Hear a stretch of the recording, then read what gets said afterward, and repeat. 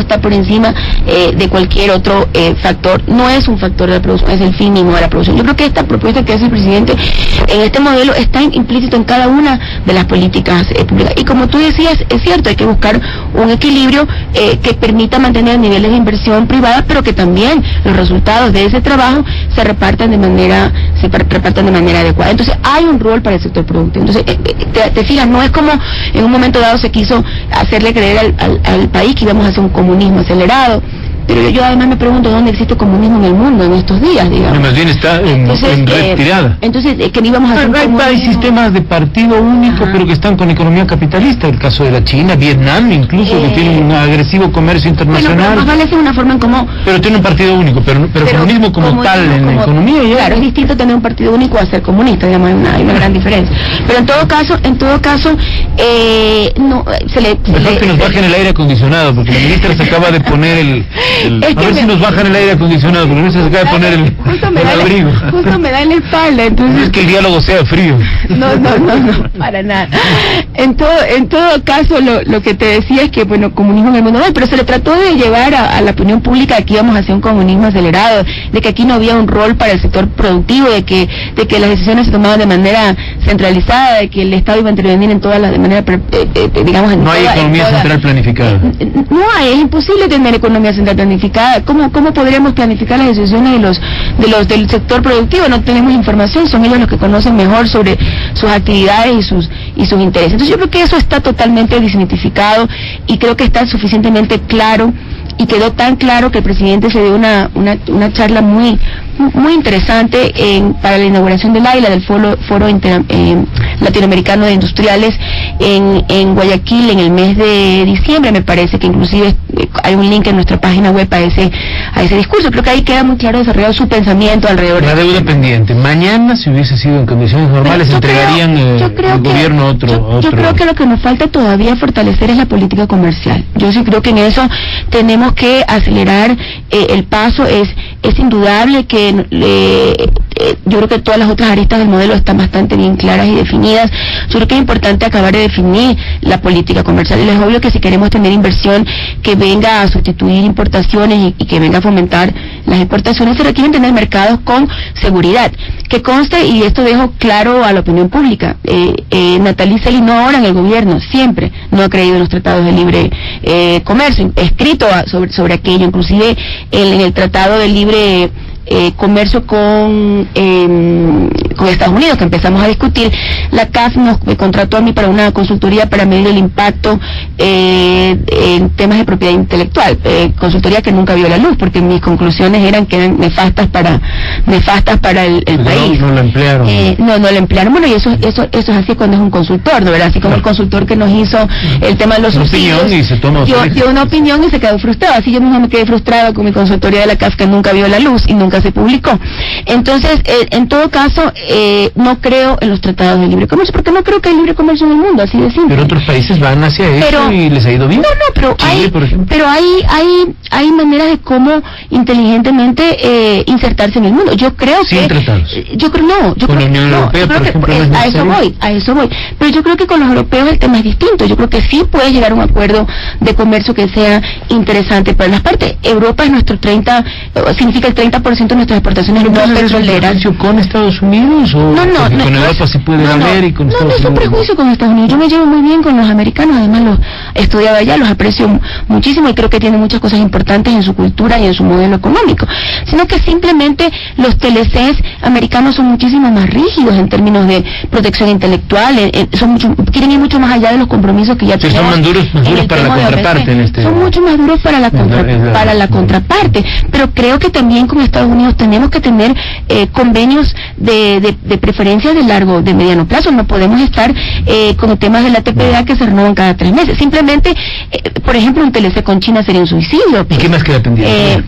Con China, claro, nos come. TLC sería un suicidio, tú estarías de acuerdo con eso, ¿verdad? Entonces, pero en cambio un acuerdo con Corea, un acuerdo con la Unión Europea, yo creo que son temas pueden ser más equilibrados,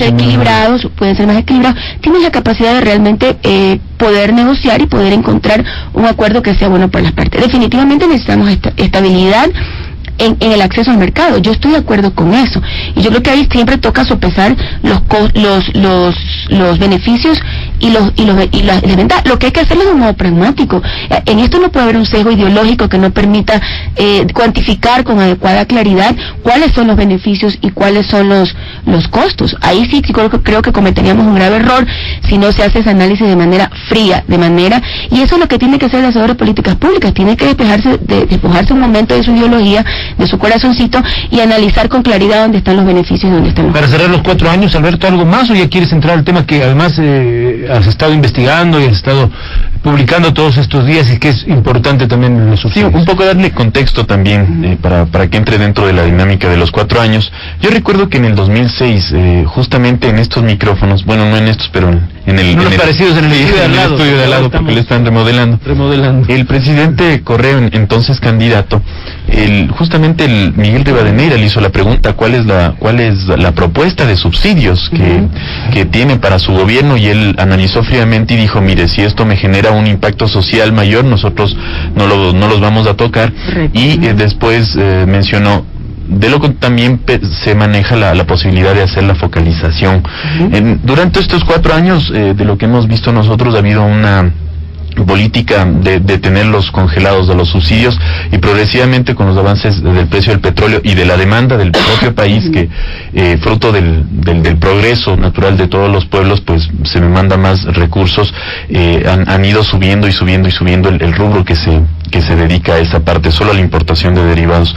¿Cómo ha sido este tratamiento y un poco, ahora sí, en ese contexto, qué significó este estudio de septiembre pasado?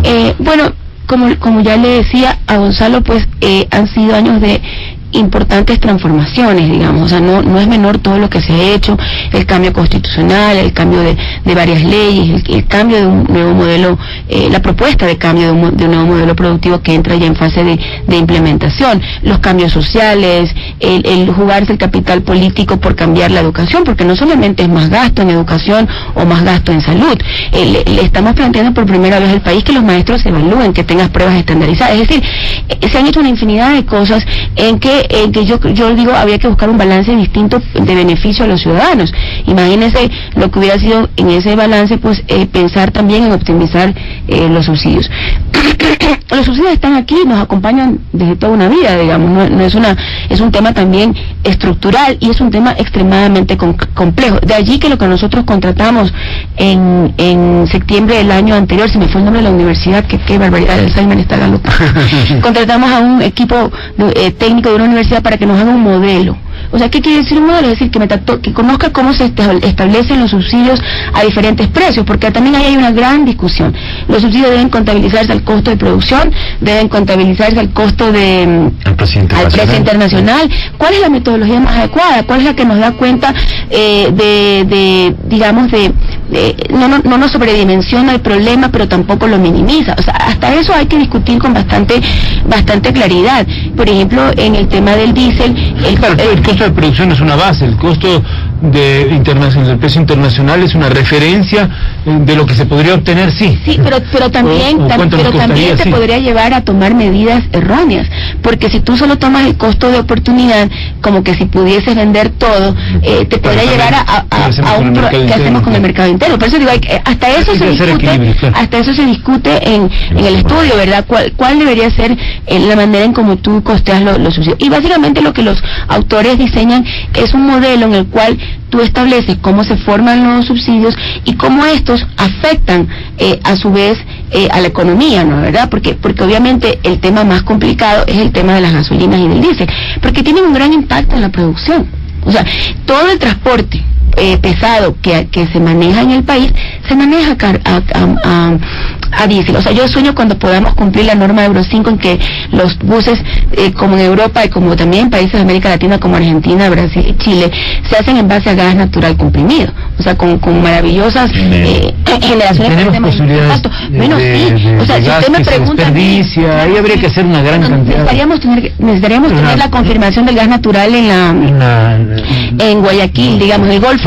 Realmente eso nos salvaría de todos los problemas, porque ahí lo que tendríamos que ir es a la sustitución del diésel por el gas natural, y no solamente que no tendría un impacto en la economía, sino que en el neto hasta ganaríamos si metemos los costos. Está claro, por ejemplo, que si es que podemos mejorar la capacidad de generación hidroeléctrica, y en eso hay múltiples planes, algunos están avanzando, otros quizás no han avanzado con la velocidad del caso, podríamos ir sustituyendo buena parte del combustible que viene para la generación termoeléctrica, por un lado. Por otro, esto que usted señala. Y luego, Alberto lo planteaba, y creo que no solamente en aquella ocasión, Alberto, me parece que también en la última entrevista que nos dio aquí a Radio Quito el presidente Correa en junio del año pasado, lo dijo, la focalización del subsidio, es decir, ¿por qué los que podemos pagar un tanque de gas a, no sé, 9, 10 dólares, lo estamos pagando a... Sí, estoy de acuerdo. Están regalando. No, y no solamente eso, sino que eso puede generar incentivos perversos para que no haya un cambio en la matriz energética. Que de hecho está sucediendo, y dice el estudio. Un cálculo, y se lo voy a poner porque se lo hice con una colega suya hace 4 años cuando empezaba en el gobierno, no en estos micrófonos, en otra emisora que estaba yo entonces. Calculaba que si se liberaban de los recursos al gas 380 millones de dólares cada año, este rato podríamos tener más de la mitad del Coca-Cola Sinclair financiado con esos recursos. Pensemos la magnitud, 380 millones por año. No creo que el Coca-Cola es una hora que cuesta... 1900. Bueno, un poquito... 1900, es más de la mitad, 380 por 4 años. Natalie... usted dice en el... Ya, perfecto, ahí sí tiene razón. Si el primer día, con la popularidad y la fuerza política que tiene el presidente Correa, si se focaliza el subsidio, se acabó. Creo que en la vida hay que priorizar, pues. Pero en la vida hay que priorizar. ¿Qué priorizabas? ¿Hacer eso o hacer el cambio de transformación del modelo? Lo que los ciudadanos habían votado por el presidente. No excluía lo uno del otro. Yo creo que ustedes nos sobreestiman, o sea, somos seres humanos, trabajamos 14, 16 horas al día. Este es un gobierno, creo que a nadie le queda duda de las horas que trabaja este gobierno. No duerme casi. No duerme casi. No les deja dormir a ustedes. Se preocupa que nosotros también durmamos poco. Que no duerme.